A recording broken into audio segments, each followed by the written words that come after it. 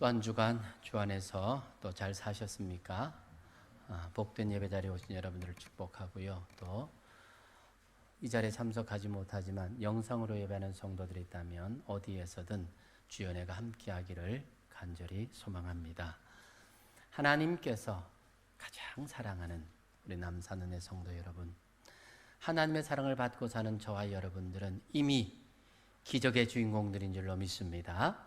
믿음과 기도로 넘지 못할 산은 없습니다. 오늘도 믿음으로 드리는 예배 가운데 임하시는 하나님, 우리의 기도를 신실하게 들어주시는 좋으신 하나님, 함께하며 은혜의 역사가 저와 여러분의 모든 삶 가운데 늘 충만해서 하늘의 신령한 복과 땅의 기름진 복이 넘치기를 주님의 이름으로 축원합니다. 아름다운 사람은 떠난 자리도 아름답습니다. 참 귀한 문구죠. 아름다운 사람은 떠난 자리도 아름답습니다. 그런데 어디선가 들어본 말 같지 않습니까? 휴게소에 가면 화장실에 이런 문구가 있지요. 그런데 좀 곱씹어 보면 단순한 문구 같지만 성공 인생과 실패 인생의 잣대라 그렇게 말해도 과한 표현이 아니다라고 생각을 하게 됩니다. 아름다운 사람은 떠난 자리도 아름답습니다. 아무리 출세한 사람이라고 하더라도 끝이 좋지 않은 사람, 성공 인생이라고 말할 수 없을 겁니다. 사람은 죽어서 묘비 앞에 서 평가를 받고, 공직자는 공직을 떠났을 때, 직장인은 직장에서 그 직을 떠났을 때 후임자나 동료 혹은 후배들이 객관적인 입장에서 그 사람에 대한 평가를 내리게 될 것입니다. 머문 자리를 보면 그 사람의 인품을 알 수가 있는 것입니다. 뒷모습이 아름다운 사람, 다시 말하면 떠난 자리가 아름다운 사람으로 남아야 합니다. 아이고, 그 사람처럼은 되지 말아야지. 아이고, 잘 떠났다. 진짜 있을 때 괴로웠다. 어찌 사람이 그렇노? 이런 말을 듣는 대상이라면 얼마나 잘못 산 인생이라고 말할 수 있겠습니까? 그 사람은 정말 귀한 분이야. 그 자리가 그 사람에게 딱 맞았는데 떠난 게 참 아쉬워. 더 있어도 될 사람인데 떠난 것이 아쉬워 사람들이 말한다면 아마 그 사람은 잘 산 사람이라고 말할 수가 있을 것입니다. 화장실 앞에, 변기 앞에 기록되어 있는 그 문구처럼 우리의 인생이 그러해야 된다라는 생각을 갖게 된다는 것입니다.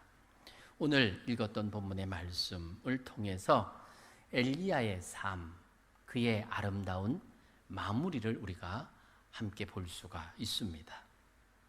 오늘 말씀을 들으면서 우리가 어떤 자세로 남은 우리의 인생을 살아야 할지에 대한 귀한 교훈을 함께 나누었으면 좋겠습니다. 오늘 본문은 엘리야에게 세미한 음성으로 찾아오신 하나님께서 그에게 하신 말씀이 기록이 되고 있지요. 15절에 보면 여호와께서 그에게, 즉 엘리야지요, 엘리야에게 이르시되 너는 너의 길을 돌이켜 광야를 통하여 다메섹에 가서 거기에 이르거든 하사엘에게 기름을 부어 아람의 왕이 되게 하라. 먼저는 너는 너의 길을 돌이켜 광야를 통해서 다시 다메섹으로 가라고 합니다. 40일 주야를 죽을 고생을 하고 생명부지를 위해서 이곳에 달려와 숨어 있는데 그에게 다시 광야길을 돌이켜 그곳으로 돌아가라는 겁니다. 가서 그에게 할 일이 있다는 겁니다. 어떤 일입니까?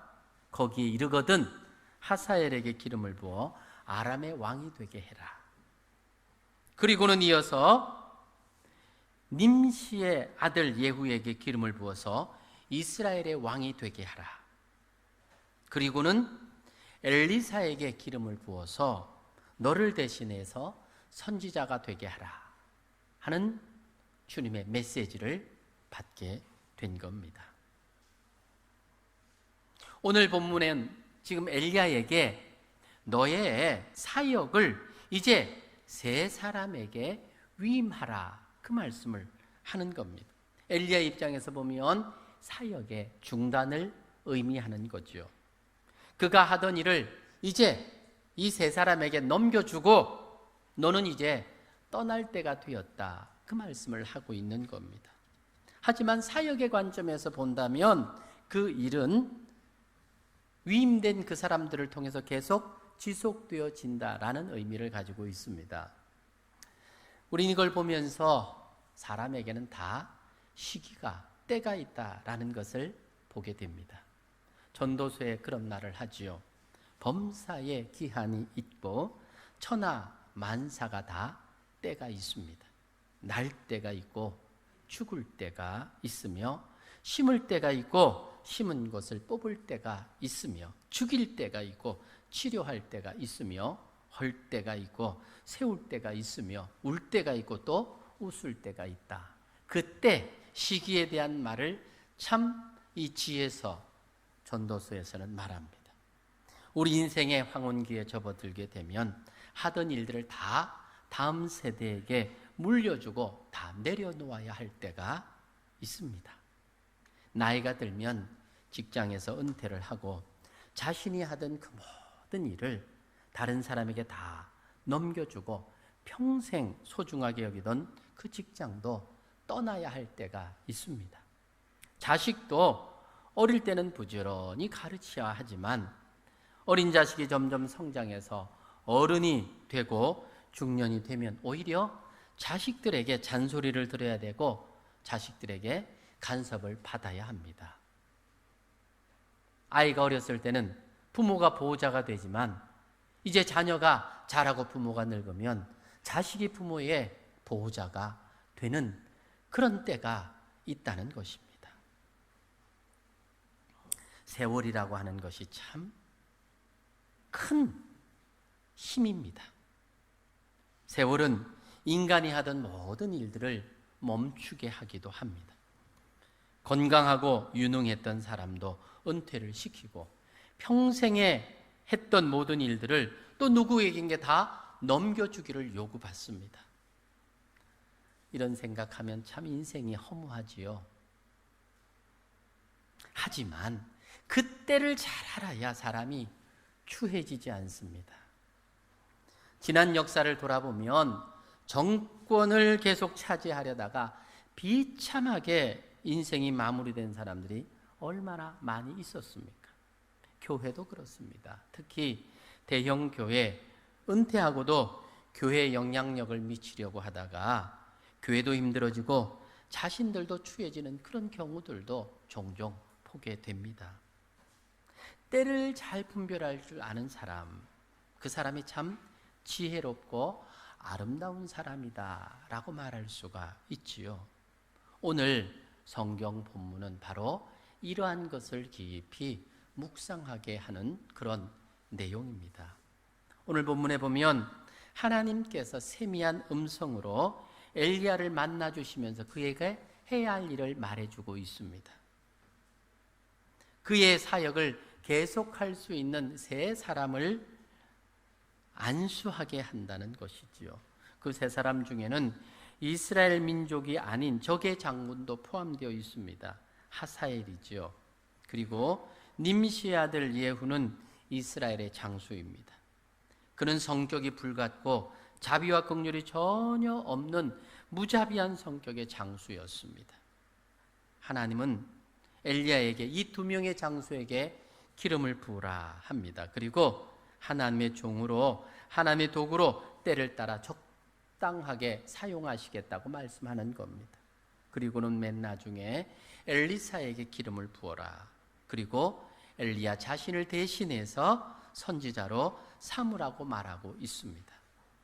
엘리야로서는 아직도 자신이 해야 될 사역이 많이 남아있다고 생각했을 겁니다.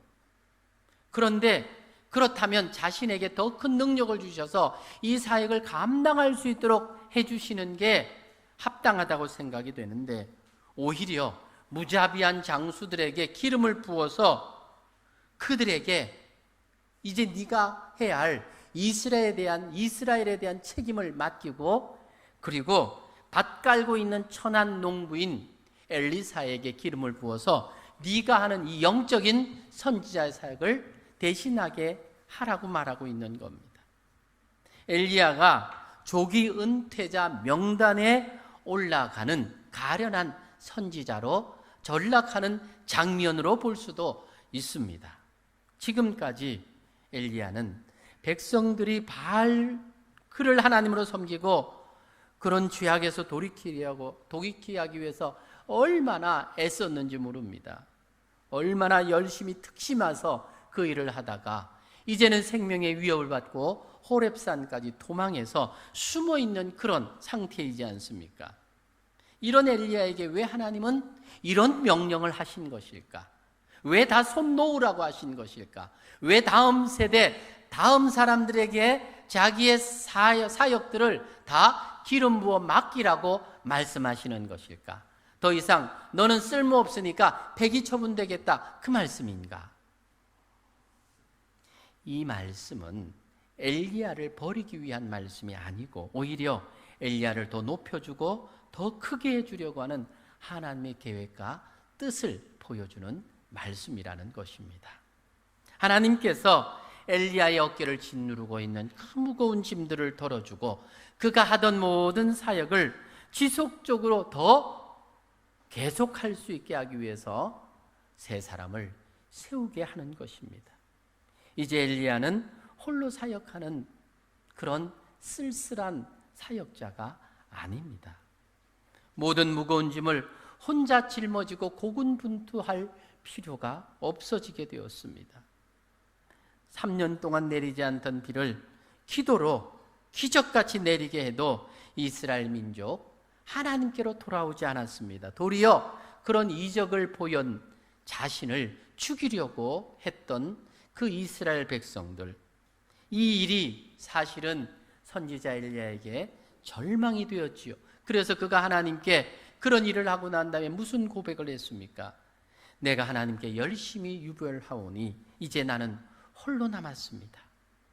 이게 엘리야의 현재 심정이었습니다. 그래서 하나님께서는 그 엘리야를 위로해 주고 싶으셨던 거지요. 더 이상 혼자가 아니라는 것을 알게 해주고 싶으셨던 것이지요. 이제는 혼자서 할 수 없는 그 일들을 나누어서 일하게 하심으로 이루어 가시겠다고 말씀하시는 것이지요. 엘리야는 이스라엘 민족이 하나님께로 돌아오고 이 세 사람에게 기름을 붓고 자신의 사역의 일부를 위임함으로 이스라엘 민족을 살리는 그 영적인 사역을 계속할 수 있도록 하나님께서 그에게 방법을 제안하고 있는 것이 오늘 본문의 이야기입니다. 엘리야의 사역이 중단되거나 줄어든 것이 아니라 더욱 확장되고 지속시키고자 하는 하나님의 방법이 바로 이런 다음 사람들에게 위임해주는 일을 통해서 이루어 가시는 하나님의 방법이라고 하는 것을 오늘 본문은 우리에게 보여주고 있는 겁니다. 어쩌면 이 엘리야의 사역은 예수님에게서도 발견되어지는 사역의 원리라는 것을 우리가 성경을 통해서 알 수가 있습니다. 예수님은 제자들을 선택해서 그들에게 자신의 사역을 맡기지 않습니까? 그래서 사도로 선택하고 그 12를 데리고 3년 동안을 동고동락하면서 이적도 보이시고 그 사역의 모든 것을 전수시킵니다. 그것이 바로 사복음서의 내용입니다. 복음서의 내용은 다른 게 아닙니다. 예수님께서 오셔서 당신의 사역을 이 12 제자들에게 친히 보여주시면서 그들에게 이 사역을 위임하고 맡기는 이야기가 바로 복음서의 중요한 주제이자 내용입니다. 요한복음서에 보면 자신의 사역을 제자들과 또 제자들을 통하여 믿을 하나님의 사람들에게 위임하여 주는 장면을 이렇게 기록하고 있습니다. 요한복음 14장 11절로 14절에 내가 아버지 안에 거하고 아버지께서 내 안에 계심을 믿어라. 그렇지 못하겠거든 행하는 그 일로 말미암아 나를 믿어라. 내가 진실로 진실로 너희에게 이르노니 나를 믿는 자는 내가 하는 일을 그도 할 것이요 또한 그보다 큰 일도 하리니 이는 내가 아버지께로 감이라. 너희가 내 이름으로 무엇을 하든지 내가 행하리니 이는 아버지로 하여금 아들로 말미암아 영광을 받으시게 하려 함이라. 내 이름으로 무엇이든지 내게 구하면 내가 행하리라. 예수님은 나를 믿는 자는 내가 하는 일을 할 것이고 더 큰 일을 하게 될 것이라, 그런 말씀을 하시지요. 그러면서 당신의 사역을 제자들에게 위임하여 그들이 하게끔 하고 있다라는 사실입니다. 여기에서 끝난 것이 아니라 보혜사 성령 하나님을 약속하시고 보내주심으로 그 사역이 되게 하시겠다고 말씀하십니다. 그러니까 이 구약 성경에 나오는 기름 부음은 신약 성경에 나오는 성령의 임하심과 동일한 사건들입니다. 예수님이 승천하시기 직전에 제자들을 모아놓고 마지막으로 하셨던 일이 무엇입니까? 마태복음 28장 16절로 20절에 보면 11 제자가 갈릴리에 가서 예수께서 지시하신 산에 이르러 예수를 배웠고 경배하나 아직도 의심하는 사람들이 있더라. 이건 지금 주님께서 부활하셔서 40일 동안 사람들에게 보이시고 마지막 승천하시는 장면의 이야기입니다. 예수께서 나와 말씀하여 이르시되 하늘과 땅의 모든 권세를 나에게 주셨으니 그러므로 너희는 가서 모든 민족을 제자로 삼아 아버지와 아들과 성령의 이름으로 세례를 베풀고 내가 너희에게 분부한 모든 것을 가르쳐 지키게 하라. 볼지어다 내가 세상 끝날까지 너희와 항상 함께 있으리라. 주님은 이 사역을 부탁하면서 심지어는 세상 끝날까지 내가 너와 함께 하면서 너의 그 사역을 도와주겠다, 그 말씀을 하시고는 승천하셨습니다. 승천하실 때에 제자들에게 한 부탁을 하지요. 너희가 내가 지시한 곳에 머물러 있어라. 그러면 성령이 임하게 될 것이다. 성령이 임하게 되면 사도행전 1장 8절에서 말하고 있는 것처럼 오직 성령이 너희에게 임하면 너희가 권능을 받고 예루살렘과 온 유다와 사마리아와 땅끝까지 이르러 내 증인이 되게 하리라. 이런 귀한 사역을 위임하시고 다음 세대를 준비시키고 주님이 떠나셨던 겁니다. 그랬기 때문에 그 주님의 위임을 받은 제자들을 통해서 복음이 온 땅으로 전파되고 지금 우리에게까지 이 복음이 전달되어진 것입니다. 하나님 나라를 세우기 위해서 예수님이 하셨던 사역의 방법도 바로 이런 다음 세대, 다음 사람들에게 위임하심으로 그 사역을 감당하셨다라는 겁니다. 위임이라고 하는 말은 다른 사람과 함께 나누는 사역과 삶을 말하는 겁니다. 내가 다 할 수 있지만 다른 사람들도 함께 하게 하는 것, 내가 하면 더 잘할 수 있지만 더 확실하게 할 수 있지만 조금 모자라는 것 같아도 또 누군가를 세워서 그들에게 하게끔 함으로 그 일이 그들을 통해서 일이 되어 혹은 내가 없더라도 그 사역이 끝나는 것이 아니라 거기로부터 또 이어지게 하는 것, 바로 그것이 성경을 통해서 하나님이 하나님의 나라를 이어가고 세워가는 방법이었고 예수님께서도 이 땅에 오셔서 하셨던 사역의 아주 중요한 원리라고 하는 것을 우리에게 말해주고 있습니다. 다시 호렙산 엘리야에게 좀 돌아가 볼까요? 엘리야는 바알 선지자들로 인해서 비참하게 죽어가고 있는 이스라엘 백성들을 향해서 애통하고 불쌍한 마음이 있어서 애를 썼지만 그가 할 수 있는 일은 거기에서 끝났습니다. 더 이상 어찌 할 수가 없었습니다. 그래서 자신도 간순히 생명을 부지하기 위해서 호렙산까지 40일 주야를 걸쳐서 도망해서 지금 숨어 있는 지경입니다. 그곳에 도착해서 이스라엘 민족들을 위해서 뭔가 하고 싶었는데 아무것도 할 수 없다고, 도망치는 일밖에는 하는 일이 없었다고 하나님께 탄원하는 내용에 대해서 앞서 우리는 살펴보았습니다. 그때 주님께서 엘리야에게 세미한 음성 가운데 나타나셔서 이 귀한 사역을 말해주고 있는 거예요.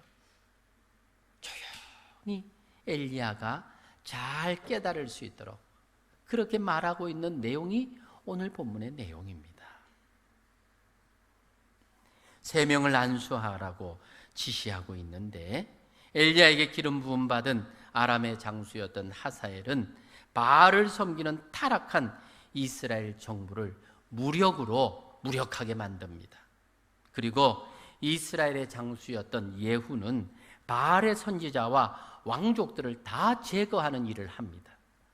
그리고 엘리사는 더 큰 권능과 능력으로 이스라엘을 영적으로 새롭게 하는 선지자로 그렇게 사역을 합니다.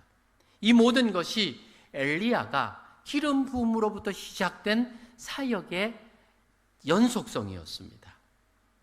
엘리야는 혼자 호렙산으로 도망했지만 하나님은 거기에서 수십만 명을 지휘하는 뛰어난 장수들을 위임하게 하심으로 이스라엘의 타락한 권세를 심판하셨습니다. 이스라엘 민족이 다시 하나님 앞에서 올바른 축복을 받을 수 있도록 타락한 자들을 징벌하십니다. 엘리야는 이 위임을 통해서 그가 하고자 했던 모든 일들을 사실은 다 이루게 됩니다. 이 위임이라고 하는 것, 누군가에게, 다음 세대에게 무언가 사역을 맡긴다고 하는 것은 엘리야를 가장 위대한 선지자로 만드는 하나님의 방법이었습니다. 그 결과 엘리야는 어떻습니까? 그 누구보다도 그의 떠난 자리가 아름답게 되었지요. 하나님은 그의 뒷모습을 회리바람을 타고 하늘로 올리워가는 것으로 아름답게 했습니다. 성경에 보면 죽음을 보지 않고 하늘로 들리운 사람이 에녹과 이 엘리야입니다. 아름다운 뒷모습을 보게 하신 겁니다. 하나님은 위임을 통해서 다음 세대를 준비시키는 일을 통해서 인생에 짐을 덜어주셨습니다.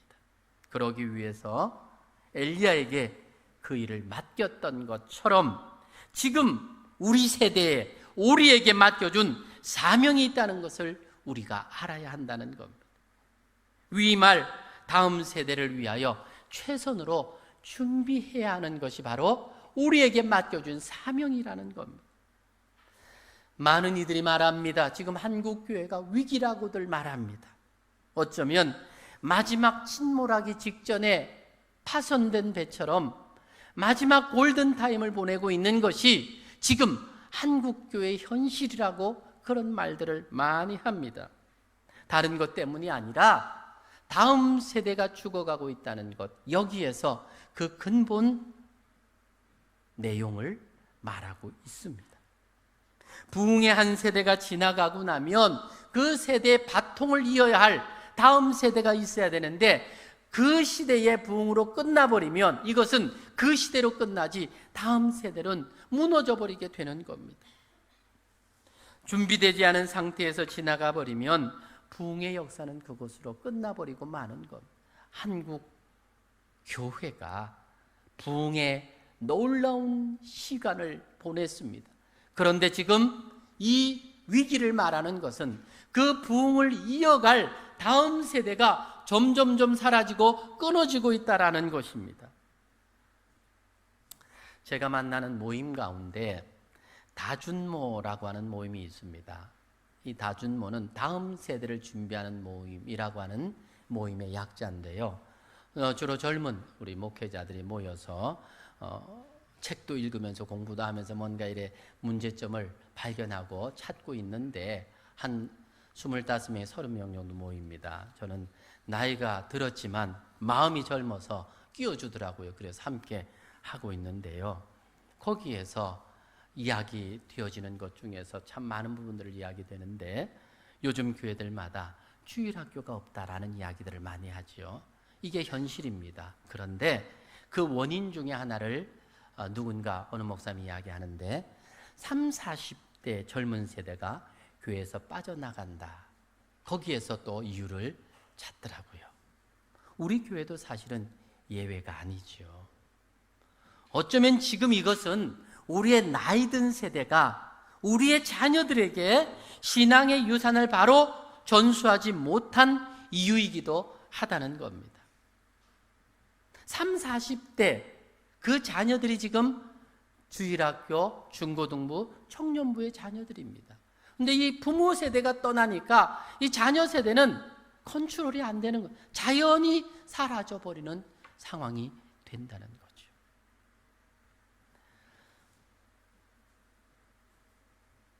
(30년) 전만 해도 좀 옛날 이야기를 좀 해서 죄송한데 제가 어린이 전도협회 사역을 하다 보니까 강의를 할 기회가 많이 있었습니다. 그때만 해도 우리 교회의 인적 구조가 어떻게 되어 있었느냐 하면 삼각형 구도였습니다. 어른들보다 청년들, 주일학교 아이들이 훨씬 많았습니다. 30년 전에는.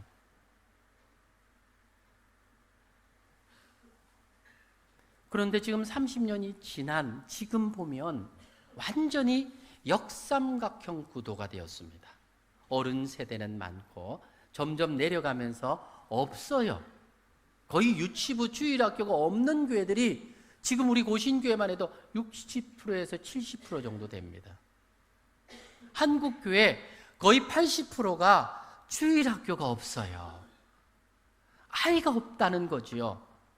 왜 없어요? 밖에 나가면 많은데 교회에 아이들이 없다는 겁니다. 한국교회가 서구의 교회들의 전철을 그대로 밟고 있습니다. 얼마 지나지 않으면 교회 건물만 덩그러니 있고 흉물처럼 남아있고 거기에 채워져야 할 사람들은 아무도 없어지는 그런 때가 얼마 지나지 않아서 오게 될 겁니다. 교회는 주일학교를 살리는 여러 가지 방법들을 찾아야 합니다. 애를 써야 합니다. 그 중에 하나가 30, 40대를 다시 교회로 올 수 있도록 여기에 투자하고 여기에 신경 써야 하고 이 일에 관심을 가져야 합니다.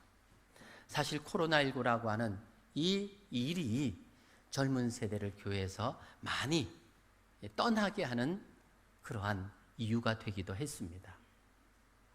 지금 코로나19 이후에 교회에 젊은 세대가 점점 없어졌다고 교회들마다 이야기합니다. 우리 교회도 예외는 아니라고 생각을 합니다.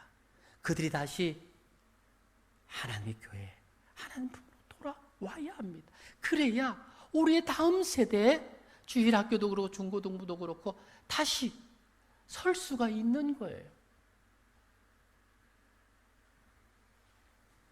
우리의 관심은 더 이상 땅도 아니고 건물도 아닙니다. 사람이어야 합니다. 사람을 살리고 세우면 다른 건 다 따라올 수 있는데 사람이 떠나고 나면 건물이 무슨 의미가 있고 땅이 무슨 의미가 있겠습니까? 주님도 이 땅에 계시면서 가장 우선순위를 두고 하셨던 일이 사람 세우는 일이었습니다. 이 12 제자들을 데리고 3년을 먹고 마시고 함께 자고 그러면서 훈련시켰습니다. 그 사역이 복음이 우리에게 전달된 아주 중요한 원리였습니다. 사도 바울도 자신의 사역의 비밀을 디모데전서 2장 2절에 이렇게 고백합니다. 내가 많은 증인들 앞에서 나에게 들은 바를 충성된 사람들에게 부탁해라. 너희가 또 다른 사람을 가르칠 수 있으리라. 충성된 사람을 세우고 그를 통해서 또 이 귀한 사역을 감당하라고 그렇게 사역의 원리를 말하고 있습니다. 하나님이 친히 불러 하나님의 자녀된 저와 여러분, 우리는 예수님께 귀한 위임을 받은 하나님의 사람들입니다. 성도가 된다는 것, 하나님이 주신 이 귀한 위임의 사역을 내 것으로 알아 힘들고 벅찬 세상에서 예수님이 주신 이 사역을 함께 감당하며 살아가야 될 자가 바로 성도입니다. 주님께서 자신의 사역을 성도들인 저와 여러분에게 위임하여 주셨습니다. 성도는 자신들의 입에 풀칠하는데 급급하며 살아가야 할 자들이 아니라는 겁니다. 성도는 예수님께서 우리에게 맡겨주신 이 위대한 사명, 일들을 위임받아서 예수님과 더불어 함께 사역해야 될 사람들입니다. 이미 우리에게 성령을 부어주셨고 능력을 주셨고 뿐만 아니라 세상 끝날까지 함께 하시겠다고 말씀하시면서 이 사역을 감당할 수 있는 능력도 주셨다고 이미 약속하고 계십니다. 사랑하는 여러분, 우리가 주님이 맡겨주신 이 지상 명령을 위해서 사명자로 살아가야 할 사람들입니다. 예수님께로부터 위임받은 이 복음을 다음 세대에게 전수해 주어야 할 의무가 있는 사람들입니다. 다음 세대를 위해서 아름다운 우리의 뒷모습을 보여줄 수 있는 성도가 되어야 합니다. 초라한 뒷모습이 아니라 아름다운 뒷모습을 보여주어야 합니다. 역사의식이 없으면 나의 선자리를 볼 수가 없습니다. 역사의식이 있으면 내가 지금 무엇을 해야 되는지, 내가 우선순위를 두고 해야 될 일이 무엇인지를 보게 된다는 겁니다. 어쩌면 지금이 한국 교회에 앞으로 10년, 20년 성패를 좌우하는 마지막 골든타임이라 말할 수 있습니다. 이 위기의식을 느끼지 못한다면 우리는 역사의식을 잃어버린 사람들입니다. 지금 우리가 다음 세대를 잡지 못하면, 이것을 보지 못하면 교회는 내리막길을 걸을 수밖에 없습니다. 이제 우리 가정에서 다음 세대를 살려야 합니다. 그들이 복된 예배 자리에 올 수 있도록 우리가 할 수 있는 최선을 다해야 합니다. 여름 교육 기간에 영적 행사들이 있습니다. 위에서 기도하고 어떤 모습이로든 우리가 도와야 합니다. 이제는 전교인 총동원 주일, 태신자 전도주일, 이것보다 더 앞서서 해야 될 것이 우리의 가정의 다음 세대 교회에 오게 하기, 우리의 손자, 손녀, 자녀들을 손잡고 교회에 오게 하는 이 일이 어쩌면 더 우선적으로 우리가 집중해서 해야 될 사역이라 생각이 들어집니다. 어느 교회 이야기를 하는데 그 목사님은 자기 교회가 처음 부임할 때 가니까 평균 연령이 60에서 70대 되더래요. 그래서 젊을 때 갔는데 위기의식을 느끼고 그분들에게 그렇게 말했답니다. 어르신들, 절대로 전도하지 마세요. 전도하지 말고 여러분들의 손자, 손녀, 자녀들을 교회 데리고 오세요. 그 일만 하시면 됩니다. 그래서 총동원주일 이런 거 안 하고 가족 총동원주일, 가족 전도주일 이런 거를 계속 했답니다. 좀 일찍 눈을 뜬 거죠. 지금 물어보니까 지금 평균 연령 40대랍니다. 세월 앞에 장사가 없습니다. 언젠가는 다 떠나야 되는데 나의 떠난 그 자리에 누군가를 세워야 되는데 그 아름다운 뒷모습을 우리가 보여줘야 할 때인데 지금 우리가 선자리가 어딘지를 보고 이 분명한 역사의식을 느껴야 주님의 마음을 조금이라도 아는 성도라고 말할 수가 있습니다. 새벽마다 성전에서 간절히 기도하는 우리의 뒷모습을 또 우리의 다음 세대가 볼 수 있도록 새벽을 깨우며 기도하는 우리가 되어야 합니다. 그리고 지금 언젠가는 우리는 이 자리에서 떠나야 할 사람들입니다. 언제까지 이 자리 지키고 있을 사람들이 아닙니다. 우리가 떠나고 나서 그 자리가 빈자리가 아니라 내가 떠난 그 자리에 나로 인하여 누군가를 세워야 하는 그 일을 감당해야 될 몫이 지금 저와 여러분에게 있는 거예요. 위기의식을 가지고 안타까움을 가지고 그저 내 신앙 하나 근근히 지킨다라고 생각하지 마시고 그래서는 추한 우리의 뒷모습밖에는 남기지 못할 겁니다. 지금 교회 생활 안 하고 있는 내 자녀가 있다면, 내 손자, 손녀가 있다면 이것 때문에 눈물 흘리며 새벽을 깨우며 기도해야 되고요. 할 수 있는 한 그들을 다시 주님 품으로 오게끔 하는 그 일이 내 생의 가장 우선순위가 되어야 합니다. 그렇게 다음 세대를 준비할 때 비로소 이 골든타임을 어느 정도 극복하며 나아갈 수 있게 될 것입니다. 오늘 본문의 말씀은 엘리야를 통하여 또 다음 세대를 준비하고 있는 주님의 이 방법, 이걸 통해서 지금 우리 이 시대를 살아가는 우리에게 주는 이 던짐은 작은 울림이 아니라 큰 울림이라고 생각을 합니다. 오늘 주신 이 말씀 마음에 깊이 새기고 다시 한번 우리가 해야 될 이 귀한 사명을 감당함으로 우리의 아름다운 뒷모습을 남길 수 있는 우리 남산은의 성도들 되시기를 주님의 이름으로